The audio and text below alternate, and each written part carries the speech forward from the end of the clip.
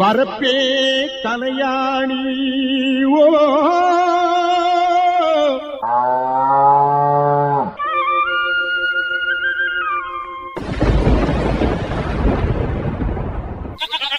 வாய்க்காலே பஞ்சுமெத்தே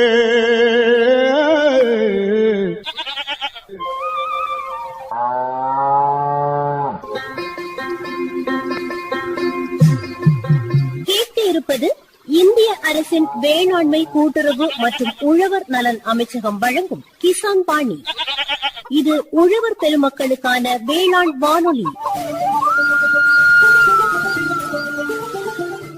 ஏ தம்பி கொஞ்சம் நில்லுப்பா.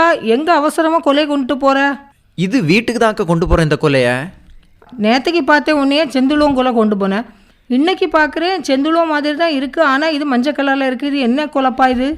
அக்கா நேற்றையை கொண்டு போனது வந்து செந்துளுவம் வாழைக்கொலை தான் அக்கா. அது வந்து எங்கள் அக்கா வீட்டுக்கு கொண்டு போனது. பிள்ளைங்களுக்கு வந்து ஸ்கூல் லீவு ஆரம்பிச்சாச்சு, அதனால் வீட்டில் தான் இருப்பாங்க. அதனால் சரி ஏதாவது நம்ம வந்து இந்த எண்ணெய் பலகாரம் கொண்டு போகிறது தவிர்த்து இந்த மாதிரி வந்து பல வகைகளை வந்து இந்த வெயில் காலங்களில் கொண்டு போகிறது நல்லது இல்லையாக்கா? ஆமாம் தம்பி, நீ சொல்கிறது நல்லது தான். பிள்ளைகள் அங்கே எங்கே ஓடிச்சாடி விளையாடிட்டு வீட்டுக்கு வரும்போது என்ன சாப்பிடலான்னு பிள்ளைங்க துடிக்கும். அந்த சமயத்தில் இந்த மாதிரி இயற்கையான உணவுகள் இருந்தேன் அதை பழக்கி விடுறது இப்போ உள்ள காலகட்டத்தில் ரொம்ப முக்கியம் இல்லப்பா. ஆமாக்கா, நேற்றுக்கு வந்து அதை அக்கா வீட்டில் வந்து கொண்டு கொடுத்தாச்சாக்கா அந்த வாழைக்கொலையை. ஆமாம், நேற்று அங்கே கொண்டு கொடுத்தேன், இன்னைக்கு வெள்ளத்துழுவங்க எடுத்துகிட்டு போகிறேன். இது உங்கள் வீட்டுக்கா? இது வந்து வெள்ளத்துழுவம் வந்து என் வீட்டுக்கு தான்க்கா. ஏன்னு தெரியுமா, இந்த வெள்ளத்துழுவனை பொறுத்தளவு பார்க்கும்போது வந்து நம்ம மாவட்டத்தில் வந்து குறைவாக தான் வந்து விவசாயிகள் வந்து சாகுபடி செய்கிறாங்க. அதனால வந்து வீட்டு தேவைக்கு வந்து இந்த ஒரு கொலை வாங்கிட்டு போகிறேன். ஆமாம் தம்பி, இன்னைக்குள்ள காலகட்டத்தில் நம்ம பார்க்கும்போது பொதுவாக கன்னியாகுமரி மாவட்டத்தில் இந்த பாளையங்கோட்டை, ரெசகதளி, நேந்திரன், செந்துழுவன் இந்த மாதிரி தான் போட்டிருக்காங்க. அந்த வெள்ளத்துழுவன் வந்து அங்கங்கே எப்போவாது ஒரு கடைகளில் தான் நம்ம பார்க்க முடியுது. அதுவும் எல்லா விவசாயிகளும் இந்த வெள்ளத்துழுவனை அந்த அளவுக்கு போடுறதில்ல. நீ சொல்கிறத பார்த்தா இந்த விவசாயி இந்த வாழையில் எல்லா கலப்பும் சேர்ந்து போட்டிருக்காருன்னு நினைக்கிறேன். கண்டிப்பாக்கா, ஏன் தெரியுமா, அவர் கிட்டத்தட்ட ஒரு 5 ரக வாழை சாகுபடி செய்கிறாங்க. செவ்வாழை சாகுபடி செய்கிறாங்க, ஏத்தன் வாழை சாகுபடி செய்கிறாங்க, ரசகதளி, பாளையங்கொட்டை, அதே மாதிரி வந்து இந்த வெள்ளத்துழுவன், சில ஊரில் வந்து அரித்துழுவன் கூட சொல்லுவாங்களாம். அந்த வாழைக்கொலையும் வந்து அவர் சாகுபடி செய்கிறாங்கக்கா. ஆமாம் தம்பி, நீ சொல்கிறத பார்த்தா அந்த பழம் கூட நல்ல திராணிப்பாக இருக்குது பாரு. இயற்கை முறையில் போட்டு விளைவிக்கக்கூடிய அந்த பழங்களை சாப்பிட்டா தான் உடல் வந்து நமக்கு ஆரோக்கியமாக இருக்கும். அது மட்டும் இல்லாமல் அந்த சத்து நமக்கு அப்படியே கிடைக்கும். சரிப்பா, இவர் யார், எங்கே உள்ளவர், இவர் இந்த மாதிரி இயற்கை முறையில் எப்படி சாகுபடி பண்ணுறாரு, இந்த மாதிரி விஷயங்களெல்லாம் நான் தெரிஞ்சுக்கணுன்னா என்னப்பா செய்யணும்? அக்கா, அதுக்கு தான் அக்கா இன்னைக்கு இரவு 7:30க்கு நம்முடைய கிசான் வாணி நிகழ்ச்சியில் வந்து பலரக வாழை சாகுபடியும் வருமான வாய்ப்பும் பற்றி மிடாலத்தை சார்ந்த தேவராஜ் அவங்க வந்து பேசுகிறத கேளுங்கக்கா. கண்டிப்பாக கேட்குறேன் தம்பி. கேட்டுட்டு நாமளும் ஒரு நாள் அவர் தோப்பில் போய் பார்க்கலாம் என்னென்ன முறையில் அவர் செய்கிறாரு அப்படின்னு. எவ்வளவுதான் நம்ம கேட்டாலும் நேரடியாக அவர் செய்கிறத பார்த்தா தானப்பா இன்னும் கொஞ்சம் கூட நமக்கு நல்லா தெரியும். கண்டிப்பாக்கா. ஐயா வணக்கம். வணக்கம் சார். இப்போ விவசாயத்தை பொறுத்தவரை பார்க்கும்போது நீங்கள் எத்தனை வருடத்தை அனுபவம்னு சொல்லலாம்? எனக்கு 12-13 வருஷத்து அனுபவம் இருக்குது சார். இப்போ நீங்கள் கூட சொன்னீங்க வந்து விவசாயத்தில் வந்து ஒரு 13 வருஷத்து அனுபவம் தான் சொன்னீங்க. அப்படி பார்க்கும்போது அதுக்கு முன்னாடி வந்து நீங்கள் எந்த மாதிரி வேலைகள் பார்த்துட்டு இருந்தீங்க? அதுக்கு முன்னாடி வந்து சின்னதுலேயே எனக்கு குடும்ப சூழ்நிலை காரணமாக நான் வெளிநாட்டு போயிருந்தேன். நான் சிவில் டிப்ளமா முடித்து அதுக்கு வெளிநாட்டில் சிவில் இன்ஜினியராக போயிருந்தேன் சார். முதல்ல போய் சிவில் இன்ஜினியர்னு கிடையாது, பேராக கிடைச்ச வேலையை செய்தேன். அப்புறமா நல்ல ஒரு கம்பெனிகளில் 2-3 கம்பெனியில் போய் நல்ல மாதிரி இருந்தேன். அப்புறமா ஊருக்கு வந்தேன். அப்போ அதிலே விவசாயம் செய்யலாம் அப்படின்னு ஐடியா பண்ணி இதை தொடங்கினேன்.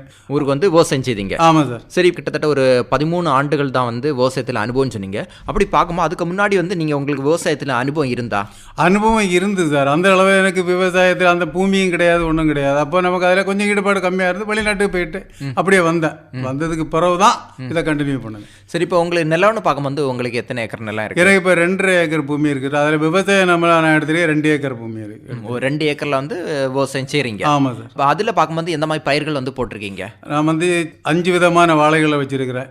நேந்திரம் வாழை, ஏத்தைன்னு சொல்லுவாங்க, அடுத்து பாளையங்கொட்டான், அடுத்து கதளி, செந்துழுவன், அரித்துழுவன், அப்புறம் இன்னும் 1-2 இனங்களை கொஞ்சம் கொஞ்சமாக வச்சிருக்கிறேன். இது இப்போ நிரந்தரமாக வச்சிருக்கிற வாழை. கிட்டத்தட்ட ஒரு 5 ரக வாழை வந்து சாகுபடி செய்றீங்க? ஆமாம். அப்படி பார்க்கும்போது இப்போ உங்களுக்கு விவசாயத்தில் வந்து எப்படி ஆர்வம் ஏற்பட்டதுன்னு சொல்லலாம்? ஆர்வம்னா பக்கத்துலேயே நிறைய பேர் வாழை நட்டுருக்குறாங்க. அப்போ அவங்களும் பார்க்கும்போ நம்ம ஏன் சும்மா இருப்பானேன் தொழில் செய்யலாமே, வேற எந்த வேலையிலையும் பெரிய இதாக எனக்கு தெரியல. சொந்த பூமியும் வேஸ்ட்டாக போகுது. அதனால அதில் ஈடுபாடு இது பண்ணி எடுத்தேன். இப்போ சில விவசாயிகளை பொறுத்தவரை பார்க்கும்போது ஒரே ரக வாழை தான் சாகுபடி செய்வாங்க. இப்போ நீங்கள் வந்து இந்த பல ரக வாழையை பொறுத்தவரை பார்க்கும்போது உங்களை தூண்டுதல்னு பார்க்கும்போது எப்படி ஏற்பட்டது? சார், இதில் வந்து வியாபார ரீதியாக பார்க்கும்போது ஒரு ரகம் போட்டாக்கி ஒரு விலை குறையும் கூடும் ஒரே நிரப்பில் இருக்காது. இது நமக்கு பல விதத்தில் இருந்தோன்னா விலைகள் வித்தியாசங்களில் நமக்கு கிடைச்சிட்டே இருக்கும். அதனால இந்த எண்ணம் வந்தது எனக்கு. அந்தந்த காலகட்ட சூழ்நிலையில் வந்து விலைகள் நிர்ணயம் இருக்கனால வந்து விலைகளில் மாற்றம் இருக்கும். அது கதளியில் வந்து பிரயோஜனம் இலையிலையும் கிடைக்கும், கொலையிலையும் கிடைக்கும். அந்த இதை இது பண்ணி தான் கலப்பில் போட்டு அப்படியே செய்துட்டு இருக்கிறேன். சரி, இந்த மாதிரி நீங்கள் வந்து பல ரக வாழையை சாகுபடி செய்யும்போது அதனுடைய கன்று தேர்வை பொறுத்தவரை பார்க்கும்போது நீங்கள் எங்கேருந்து தேர்வு செய்து எடுக்கிறீங்க? முதல்ல வந்து எனக்கு எங்கள் ஊரில் ஒரு பையன் கண்ணெல்லாம் இறக்கி கொடுக்குறான், அவன்கிட்ட நான் வாங்கினேன். இப்போ நான் இடம் மாறி மாறி போடியதுனால நான் என் சொந்த இதையே நான் பயன்படுத்தி ஒரே இடத்துல வச்சா தானே கஷ்டம் உங்களுக்கு. இதை மாறி மாறி இடத்துல நான் போட்டு இது பண்ணுவேன். சரி, இந்த மாதிரி கண்ணுகளை பொறுத்தவரை பார்க்கும்போது நீங்கள் வந்து வியாபாரிகிட்டேருந்து மொத்தமாக வாங்குறனாலன்னு பார்க்கும்போது எவ்வளோ ரூபா கொடுத்து வாங்குறீங்க? இப்போ வந்து ஒரு நேந்திரங்க கன்று வாங்கணுன்னா 12 ரூபா கொடுக்கணும் சார். நான் அதுக்கு இங்கே வாங்கினா எனக்கு சொந்தமாக இருக்கனால அது எனக்கு லாபப்படும். அதை இடம் மாறி வைக்கிறதுனால அது ஒரே இடத்துல மாற்றி மாற்றி போட்டோன்னா அந்த கண்ணை உபயோகிக்க முடியாது நிச்சயமாக. அதனால் அந்த வாங்கி தான் வேணும். மினிமம் 12 15 ரூபா வரை இருக்குது. சீசனை பொறுத்து விலை இருக்கும். அதே இது பாளையங்கோட்டையான பொறுத்தவரை பார்க்கும்போது பாளையங்கோட்டையான பொறுத்தவரை அதுவும் இதுதான் 12 ரூபா 10 அவங்க இலக்கி எடுத்துகிட்டு போயிடுவாங்க. இல்லைன்னா இலக்கி நம்ம வாங்கணும். கதளியை பொறுத்தவரை பார்க்கும்போது கதளியை பொறுத்தவரை 8 ரூபா 10 ரூபா, அது சீசனை பொறுத்து தான் விலைகள் சேமாக தான் இருக்கும். ஏத்தனை வந்து உங்கள் ஈஸி இழக்கிறதுக்கு இது கொஞ்சம் கஷ்டம். இது கொஞ்சம் கம்மியாக எண்ணெய் எடுப்பாங்க, அது கொஞ்சம் அதிகமாக எண்ணெய் எடுப்பாங்க. இவ்வளோதான் அதில் உள்ள வித்தியாசம். இது செவ்வாழையை பொறுத்தவரை பார்க்கும்போது செவ்வாழையை பொறுத்தவரை இப்போ 15 18 20 ரூபா வரை இருக்குது. ஒரு கண்ணுக்கு 20 ரூபா வரை இருக்குது. அது அவங்க இலக்கி எடுத்து தான் எனக்கு இது. நான் அதை லேபர் வச்சு இலக்கி எடுத்து அதை ரேட்டை கூட்டுவோம். லேபருக்கு இப்போ சம்பளம் நல்லா இருக்குது தானே, அது அப்படியே வித்தியாசப்படும்.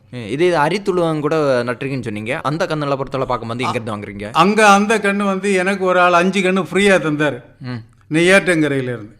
அந்த ஆள் அதை வச்சு நான் இப்போ அதை இனவிருத்தி செய்து இப்போ எனக்கு ஒரு 45-50 வாழை அரித்துழுவம் இருக்குது. ஒரு வாழை கொலை வந்து எனக்கு 30-35 கிலோ வரை கிடைக்குது அந்த வாழை. செவ்வாழையை விட ஒரு 5-10 ரூபா வித்தியாசம் இருக்கும், விலையில் கம்மியாக இருக்கும். அப்போ அது எனக்கு ஒரு ப்ராஃபிட்டாக தெரியுது. இப்போ அரித்துழுவனை பொறுத்தவரை பார்க்கும்போது கிட்டத்தட்ட ஒரு 40-45 வாழைகள் வந்து இருக்குது. ஆமாம். சரி, இப்போ 5 ரக வாழை சாகுபடி செய்றீங்க. இப்போ ஒவ்வொரு ரகத்தை பொறுத்தவரை பார்க்கும்போது ஒவ்வொரு ரகம் வந்து எத்தனை மாதத்தை பயிர்? இது வந்து செவ்வாழை அரித்துழுவன் பாளையங்கோட்டான் எல்லாம் வந்து 9-10 மாதத்தில் கொலை வரும். அடுத்து ஒரு வருஷத்தில் அது முடிச்சிடணும் வைங்களேன். 8 மாதம் முதல் குலைக்கும். நேந்திர வாழை வந்து 6வது மாதத்துலேயே கொலை வரும். அதாவது நேந்திர வாழைக்கு ஒரு 22-24 இலை வரும்போது அது கொலை வந்துடும், தார் வந்துடும். மற்றது வந்து 28-30 அது மட்டும் இல்லை 25லேயும் வரும். காரணம் அந்த இலை நீளமாக இருக்கிறதுனால பெருசாக இருக்கிறதுனால கொஞ்சம் லேட் ஆகும் அந்த வாழைகளுக்கு. எது நேந்திரம் வாழையை தவிர மீதி வாழைகளுக்கு அது பருவமும் கூடுதல் செய்யணும். இப்போ இந்த மாதிரி நீங்கள் இந்த வாழை சாகுபடி செய்யணும் பார்க்கும்போது ஒவ்வொரு ரகத்துக்குன்னு பார்க்கும்போது நாட்கள் வித்தியாசம் இருக்குது. அதுபோல் இந்த இடைவெளி வித்தியாசங்கள் இருக்குது. அப்படி பார்க்கும்போது ஒவ்வொரு ரகத்துக்கு வந்து என்னென்ன இடைவெளி கொடுத்து நீங்கள் நடுறீங்க? நான் மினிமம் வந்து ஏத்தனுக்கு வந்து 5 முதல் 6 அடி வரை இடைவெளி கொடுப்பேன். இதுக்கு வந்து 8 முதல் 10 அடியோட இலை கொடுப்பேன். ஏன்னாக்கி நான் ஒரே இடத்துல வந்து 2 கொலை வெட்டுவேன் பருவஞ்சி. ஏன்னா குழியை ஆழமாக வெட்டுவேன். ஆழமாக வெட்டி அதிலேயே முதல்ல வாழை நட்டு ஒரு 5-7 நாள் ஆனவுடனே பயறு வெள்ளரி ஒரு 2-3 விதையை அதில் போட்டுருவேன். ஊடு பேரும் அதிலேயே வெட்டுருவேன். வந்தாக்கி ஒரு 45-47 நாளில் வந்து பயறு இல்லைன்னா வெள்ளரிக்காய் நாங்கள் வருமானம் தரும். அப்புறமா ஒரு 65-70 நாளில் எப்படியும் இதுக்கு சாணம் வைக்கணும். அந்த நேரத்தில் இதை அப்படியே மூடி சாணத்தை போட்டு நல்ல தளச்சத்தும் கிடைக்கும், நமக்கு பிரயோஜனமாக இருக்கும். இப்போ நட்டையிலேருந்து முதல் பருவம் உரம்னு பார்க்கும்போது எத்தனை நாளுக்கு பிறகு வைக்கிறீங்க? நான் 1 மாதத்துக்கு பிறகு தான் வைப்பேன் நட்டையிலேருந்து. ஆமாம், 1 மாதத்துக்கு பிறகு தான் உரம் வைப்பேன். சாணியாக இருந்தாலும் சரி, சாணி 1 மாதத்தில் வைக்க மாட்டோம். இதில் மற்ற வேறு உரங்களை கொஞ்சம் குளத்தலையெல்லாம் போட்டு 1 மாதத்துலேருந்து வைக்கலாம். கொஞ்சம் ஏதாவது செய்யாமல் இருந்து அதுக்கு அந்த மண்ணுக்கு வளத்தை டைரெக்டாக எடுக்காது, யூரியா போட்டு தான் ஆகணும். அதாவது அது உரம் போடுறது நம்ம எப்பவும் வந்து 1 மாதத்துக்கு ஒரு கடை அள்ளி போடக்கூடாது. அதை 15 நாள் கேப் விட்டு நம்மளே மாதிரி தான் அதுக்கும் ஜீரண சக்தி. அதனால் அந்த அளவை கம்மி பண்ணி நமக்கு எப்படி ஜீரண கோளாறு அதிகம் சாப்பிட்டா வருமோ அதுக்கு ஜீரண கோளாறு அது பயன்படாது, மண்ணில் கலந்துரும். அதனால் அதுக்கு தகுந்தபடி நம்ம மண் பருவம் செய்யணும். சாணம் வந்து அதிகமாக போடலாம், பிரச்சனை கிடையாது. அது இருந்தாலும் அடுத்த பருவத்துக்கு அது வரும், அதனால கேடு கிடையாது. கெமிக்கல் உரம் போட்டால் இதுதான், யாரும் போடாமல் இருக்க மாட்டாங்க, போடுவாங்க. போட்டால் கொஞ்சம் கொஞ்சம் போடணும். சரி, ஆரம்ப கட்டத்தில்னு பார்க்கும்போது நீங்கள் மண் பரிசோதனை அந்த மாதிரி பண்ணுறீங்களா? நான் பண்ணியிருக்கேன் சார். இங்கே எனக்கு நாகர்கோயிலே அவங்க ஏற்கனவே இப்போ வந்து செய்கிறாங்க.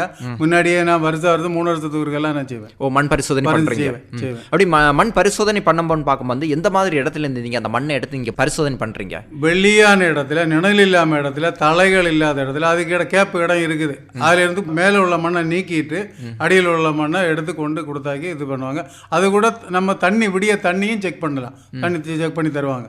அதையும் நான் சேர்த்து செய்திருக்கிறேன். அந்த மண் பரிசோதனை நிலையத்துக்கு கொடுத்த பிறகு எத்தனை நாளைக்கு பிறகு அந்த முடிவுகள் உங்களுக்கு? 1 வாரம் மினிமம் தருவாங்க. அவங்க கொடுக்கிற கூட்டத்தை பொறுத்து அவங்க நேரம் இருந்தால் சீக்கிரம் தருவாங்க. எப்படியும் 1 வாரத்துக்குள்ளால தந்துருவாங்க, கூப்பிட்டு தந்துருவாங்க. அந்த மண்வளை அட்டை எல்லாம் வச்சிருக்கீங்க? ஆமா, இருக்குது சார்.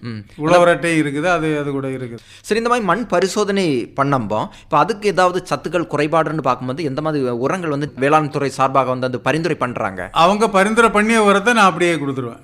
அது அந்த மண் தலைச்சத்து வேணும்னா தலைச்சத்து, எப்படியும் இப்போ வந்து அதிகமாக தலைச்சத்து யாரும் போடல. அதுக்கு தான் முதல்ல நான் சொன்னேன், இந்த தலைச்சத்து அதை பயன்படும்.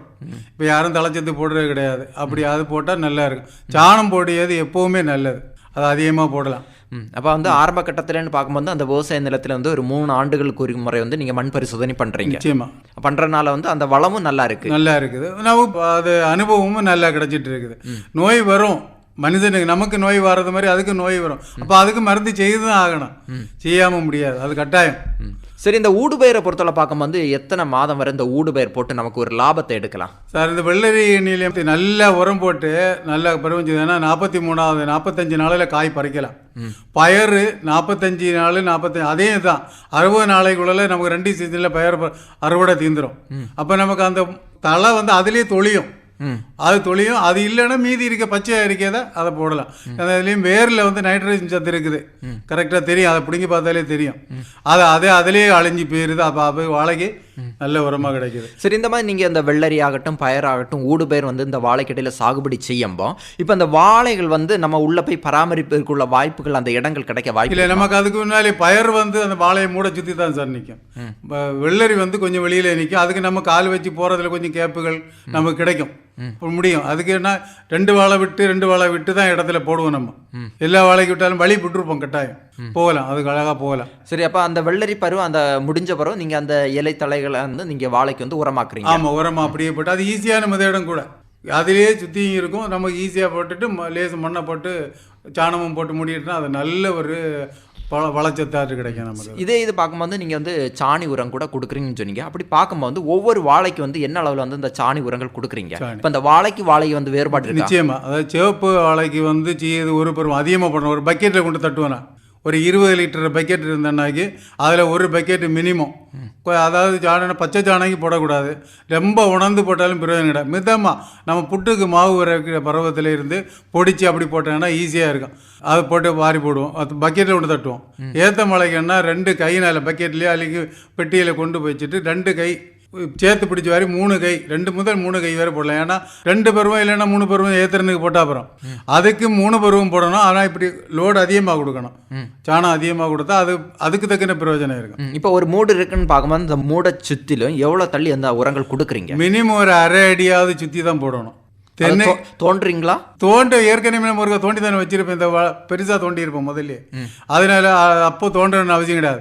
அடுத்தது மண்ணை நிறுத்த வேண்டியது தான் வரும். முதல்ல நம்ம கரெக்டாக தோண்டி இருந்தோம்னா அடுத்த மண்ணை நிறுத்த வேண்டியது தான் வரும், தோண்ட வேண்டிய அவசியம் வரும். ஆரம்பத்துலேன்னு பார்க்கும்போது நம்ம அந்த குழிகள் எடுக்கணும்னு பார்க்கும்போது கொஞ்சம் பெருசாக எடுத்தால் நல்லா இருக்கும். ஆமாம், இந்த உரங்கள் கொடுக்கறதுக்கு நல்ல வசதிகளாக இருக்கும். உரம் கொடுக்கறதுக்கும் இந்த பயிர் நடுறதுக்கும் நல்லா இருக்கும், ஒரு வசதி இருக்கும். அதுதான் நல்லது.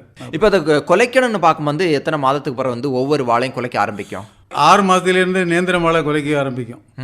8லேருந்து தொடங்கும் பாளையங்கோட்டம், செவ்வாழை, அடுத்தது அரித்துழுவன், மற்ற இனங்கள் 8 மாதத்துலேருந்து தொடங்கும். இதான் சொன்ன முதலே 22 இலை 24 இலை வருமா நேந்திரம் குலைச்சிரும். 28 29 இலை வருமா மற்ற வாழைகள் கொலை வந்துடும்.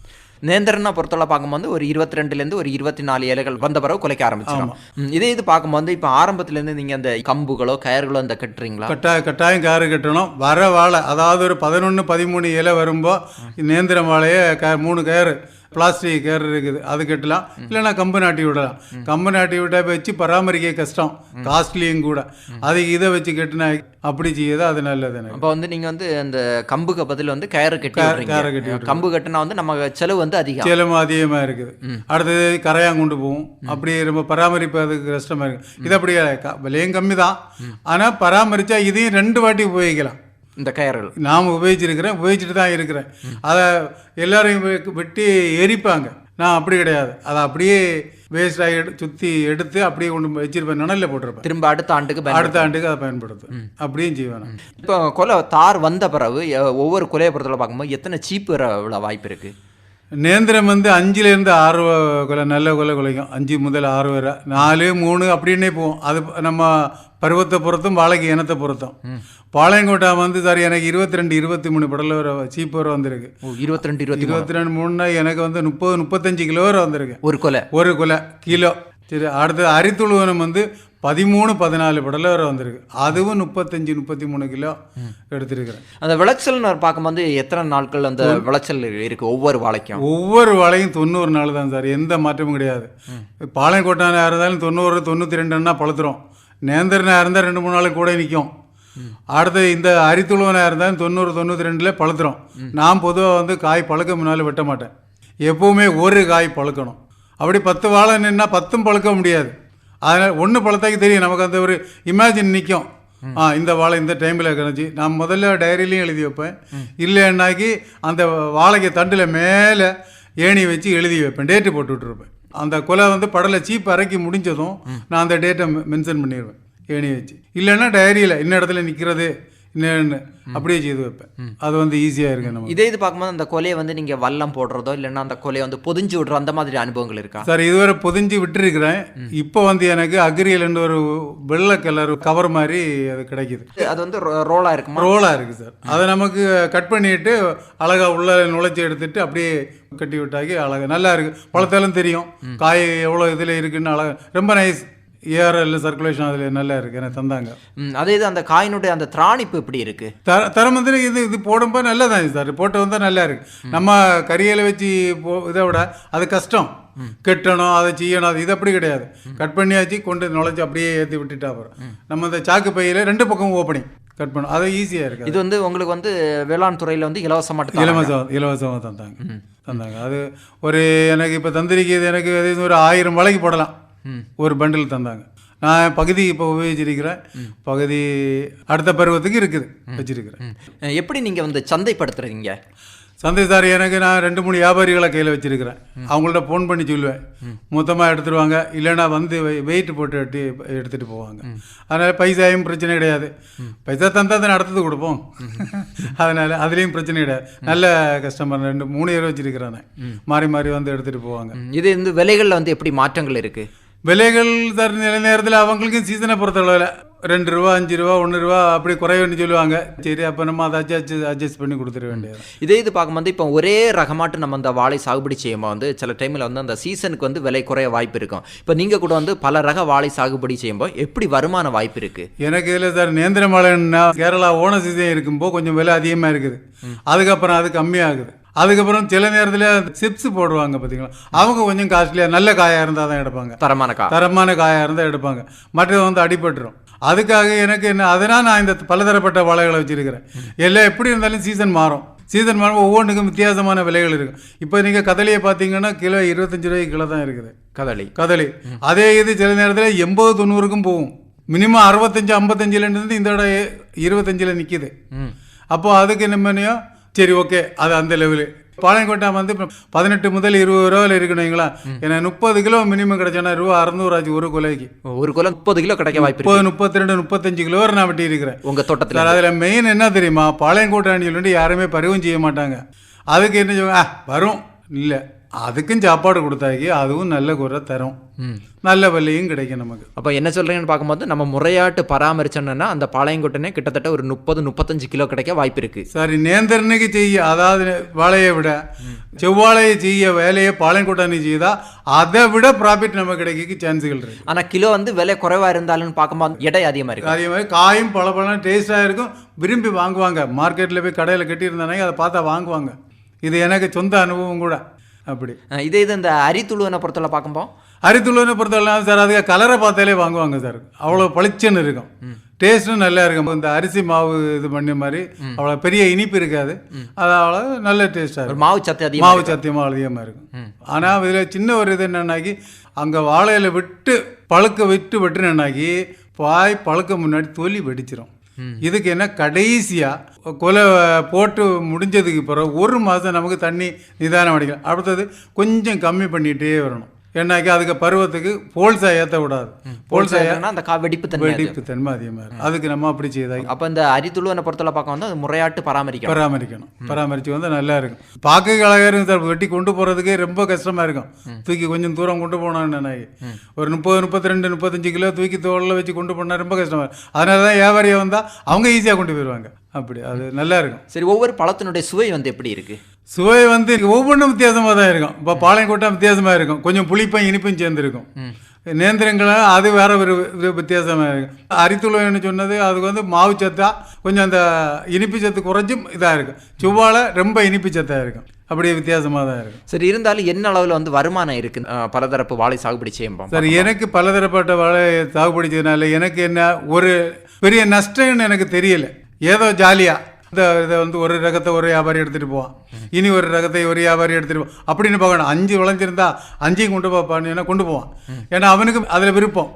ஒரே ரகனில் ஒன்று தானே அங்கே இருக்குது அப்படின்னு சொல்லிட்டு போயிடுவான். இது அப்படி கிடையாது. 5 வாழை கிடைக்கும், 5 கொலை கிடைக்கும் அப்படின்னு வருவாங்க. அதே மாதிரி இது கல்யாண வீட்டு சீசனில் வந்து கொலை வாழைன்னு ஒன்று நாட்டுவாங்க. அதுக்கு அரித்துழுவன் கொலை நீளமாக பெருசாக இருக்கும் பார்த்தீங்களா, நீந்திரமாக அழகாக கட்டுவாங்க. அரித்துழுவனை கட்டு இது ரொம்ப பேர் விரும்பி வாங்கிட்டு போனாங்க. எல்லாரும் சிவப்பு தான் கட்டுவாங்க.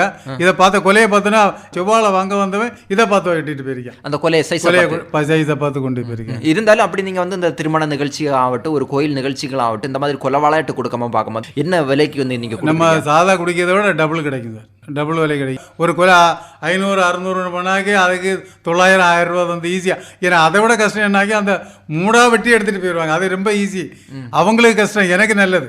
அது ஒரு பெரிய ப்ராஃபிட்டாக இருக்கும். சரி, இந்த மாதிரி வந்து நீங்கள் வந்து பலதரப்பு வாழை சாகுபடி செய்யும்போது பார்க்கும்போது இப்போ ஒரு டைம் ஒரு கொலைக்கு வந்து விலை குறைவாக இருக்குன்னு பார்க்கும்போது இன்னொரு வாழை கொலைக்கு வந்து ஒரு அதிக விலை கிடைக்க வாய்ப்பு இருக்குது. அப்போ வந்து ஒரு வருமானம் கிடைக்க வாய்ப்பு இருக்குன்னு சொல்லலாமா? ஆமாம் சார், நிச்சயமா.